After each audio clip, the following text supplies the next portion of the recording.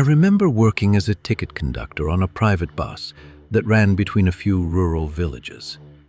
It wasn't a big route, no highways, no streetlights, just a narrow road that cut straight through a dense forest. Most buses avoided that route after sunset. We didn't, not because we were brave, because taking the longer road meant losing passengers and money. People from nearby villages used to warn us. They said that forest didn't belong to anyone anymore, not the government, not the villagers, not even the animals. They said it belonged to something that never left. I didn't believe any of it back then. I wish I had. That forest had a history everyone knew, but no one liked to talk about properly. Decades ago, tribal families lived there. That land was their home. Then a mining group arrived. Not officially, no documents, just men with money and weapons. The tribals resisted, and resistance didn't last long.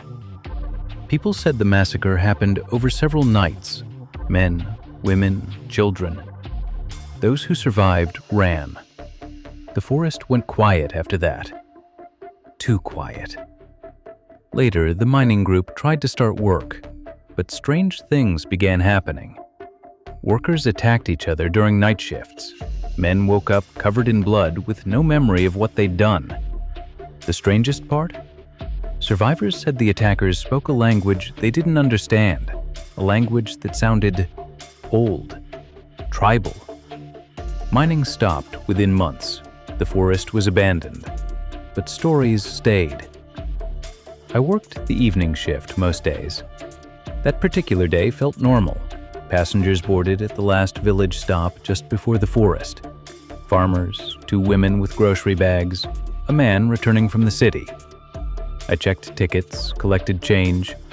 The driver, Ramesh, was unusually quiet. "You okay?" I asked him. He nodded without looking at me. The bus entered the forest as the sun began to sink. Tall trees closed in from both sides. The road narrowed. Mobile signals vanished. The air felt colder than usual. I noticed passengers staring out the windows. No one spoke. We called a mechanic from the nearest village.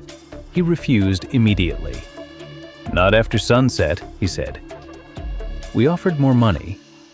Then he agreed. "Stay inside the bus," he warned. "Don't step into the forest." The call ended. Passengers grew restless. Some prayed, some stared at the windows. That's when I saw it. At first, I thought it was just movement.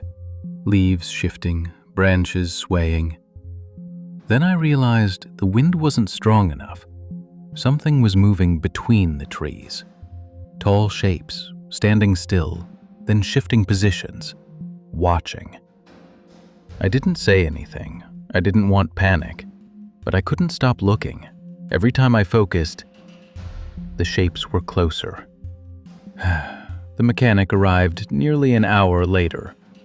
He refused to look into the forest, didn't even glance sideways. He fixed the bus faster than I expected, hands shaking the entire time. Before leaving, he looked at me. "Did you hear anything?" he asked quietly. "Hear what?" He swallowed. "Whispers." I didn't answer, because I had. As the bus restarted, I heard it again. Not words, not clearly, but voices layered over one another, coming from all directions. Passengers went silent. No one was breathing properly anymore. I looked at Ramesh. His knuckles were white on the steering wheel. "Drive," I whispered. He did. As we moved deeper, headlights caught something ahead. Figures standing in the middle of the road. Not human, not animals. They didn't move. Ramesh slowed instinctively. "Don't stop!" He slammed the accelerator. The bus passed straight through them. I looked back. Nothing, just empty road. Passengers were crying now. One man was chanting prayers. I realized something horrifying. The figures hadn't tried to stop us. They had been watching us leave. The forest edge finally appeared. Lights from the next village flickered in the distance. As soon as we crossed out, sound returned. Insects, wind, life. The bus felt lighter. Passengers relaxed slowly. No one spoke. Not one person. I never told anyone what I saw that night. Not fully. I quit that route within a week. Ramesh quit driving altogether. But sometimes, when I pass forests late in the evening, I still hear whispers. Not calling me, not warning me, just reminding me that some places don't forgive. They remember, and they wait. That story was from a time when I was doing my job on the bus. What I'm about to tell you now happened after work. I wasn't responsible for anyone anymore. I was just a passenger, heading home. I remember how tired I was that night. Not the normal kind of tired you fix with sleep, but the kind that settles into your bones and refuses to leave. My head was aching, my stomach was empty, my shoulders felt stiff, like they were carrying weight that didn't belong to them. I hadn't planned on staying late at the office, I never do, but I wanted something badly back then. A new laptop. Mine was old, slow, overheating, crashing during work. I kept telling myself that if I just pushed a little harder, stayed a few nights late, skipped rest for a while, it would be worth it. Just a few sleepless nights, I thought. That's what convinced me to stay. By the time I finally shut down my system and stepped outside, it was already past midnight. The city looked different at that hour. Not dangerous, just drained. Streetlights hummed quietly, shops were shut. The roads felt wider than usual, like they had more space than they needed. I checked my phone. One last bus left. If I missed it, I'd have to walk or wait hours. So I hurried. The bus arrived almost empty. Actually, empty wasn't the right word. It had one person, the driver. He sat upright, hands steady on the wheel, eyes fixed forward. No music, no radio. I stepped in, paid, and took a seat a few rows behind him, close enough to feel human presence, far enough to keep my space. The doors closed with a soft hiss. The engine vibrated under my feet, and we moved. I leaned back and closed my eyes for a moment, just a moment. The hum of the bus felt hypnotic. The road felt smooth. I told myself not to fall asleep. That's when the lights flickered. Not off, just dimmer, then normal again. I opened my eyes. Old bus, I thought. The city slid by outside. Lampposts, empty intersections, stray dogs curled up near walls. Everything looked ordinary.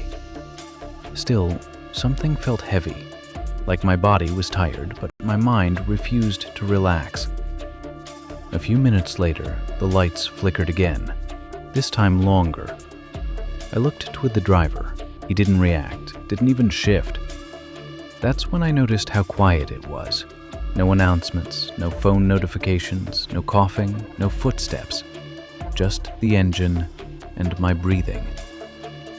I glanced at the mirror near the front of the bus, the wide one meant for checking passengers. It showed the aisle behind me, empty, then my reflection. I adjusted my posture slightly. In the mirror, the movement lagged, just a fraction of a second, barely noticeable, but enough. I told myself it was exhaustion. Anyone who stayed awake long enough knows the brain starts misfiring. Perception slows, depth feels strange. I rubbed my eyes and looked away, counted breaths. When I looked back, everything was normal again.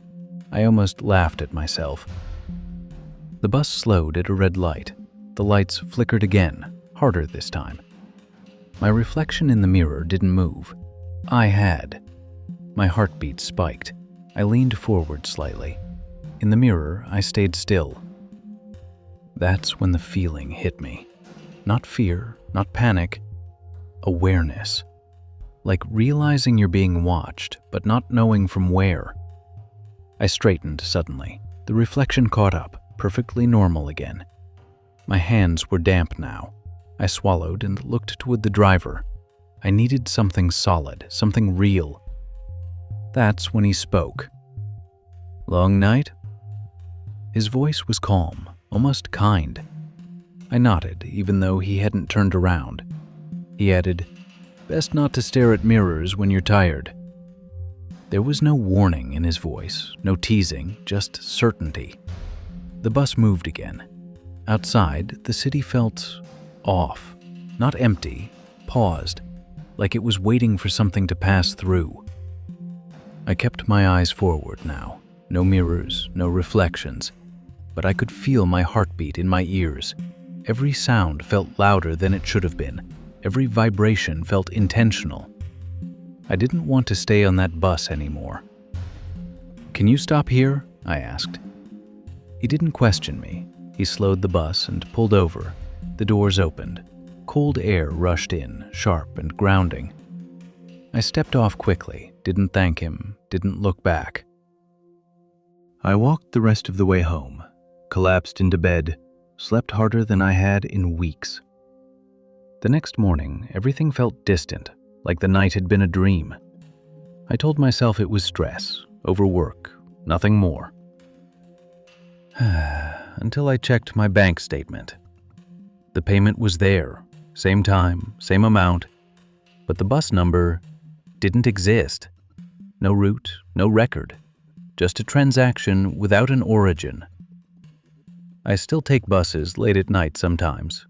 Work hasn't changed, but I don't sit behind the driver anymore. I don't look at mirrors. And when I feel too tired to trust my senses, I wait. Because I don't know whether that night was just exhaustion, or whether being tired simply made me notice something that was always there.